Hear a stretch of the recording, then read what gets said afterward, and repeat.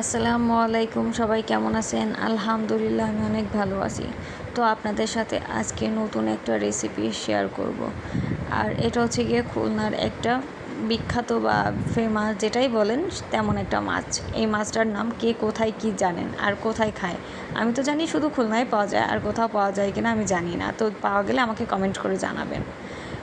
তো আমি এই মাছটা আজকে চচ্চড়ি করব। এটা হচ্ছে চেও মাছ। এটা চচ্চড়ি খুবই মজা, খুবই মজা। তো এর জন্য লাগবে বেশ পরিমাণে পেঁয়াজ কুচি, মরিচ কুচি, হলুদ, লবণ আর তেল। আমি যেভাবে করছি এইভাবেই করার ট্রাই করবেন, তাহলে বেশি মজা পাবেন। আর অন্যভাবেও করে খেতে পারেন, তবে এটা বেশি মজা লাগে। হালকা পরিমাণে পানি দিয়ে চুলায় বসিয়ে দিবেন। আর বেশি পানি দিতে যাবেন না, কেননা অল্পতেই হয়ে যায় মাছটা। এই যে চুলায় দিবেন, এই যে দেওয়ার পরেই হালকা কিছুক্ষণ পরেই দেখবেন এইভাবে হয়ে যাচ্ছে, আস্তে আস্তে হয়ে যাবে।